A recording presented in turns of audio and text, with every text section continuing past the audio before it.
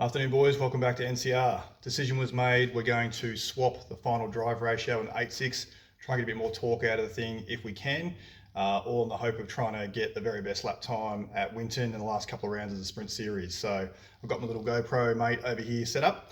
We're going to hook in now, do a little time lapse, and we'll see how we go getting this diff out. We are going to try to do this without taking the wheels off and disconnecting control arms and so forth. I've been told it can be done. I have seen it done, but whether we can do it here remains to be seen. We'll have a go, see how we go. Cheers.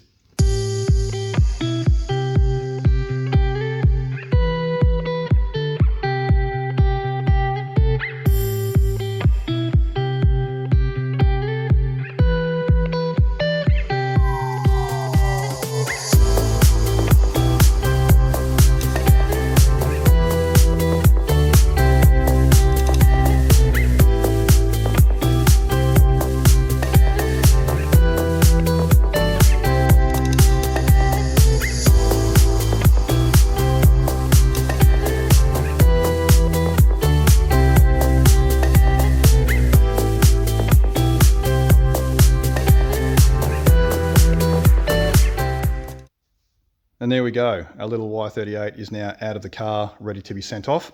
I've opted for a 4.5 final drive kit for this one. I'm not changing the center. I will put a bearing and seal kit through it, just all OEM stuff, and we'll see how that goes, chasing a few more tenths. Unfortunately, was not able to get it out without disconnecting a couple of lower control arms. Opted to disconnect this guy here, and this one as well, just to give us the clearance that we needed to get those drive shafts out. You can see on the time lapse that I've opted to pop the diff back in the car just to give me the leverage that I needed. Was having a bit of a hard time getting those drive shafts out, but once you give them a little bit of a gentle tap, they do come away, and that's that. Removal is actually not too difficult. You've got a couple of little 14 mils up on the tail shaft. I did decide to remove the center bearing just to allow the tail shaft to move around a bit more. You've got a couple of 17 mils out the back here, and then of course you've got a couple of big 19 mils up at the front of the carrier. Once you pop those out, it's just a case of disconnecting the two drive shafts. You can see me on the time lapse using a little pry bar and a dead blow mallet. Get those backed out, and then in my case I've used a transmission jack just to lower the entire diff down and get it out. If you're smarter than me, you'll remember to drain the diff and not end up with diff fluid all over your feet. So that's it for now, boys. Next step from here is that the diff will get sent away to a local specialist to have the final drive installed.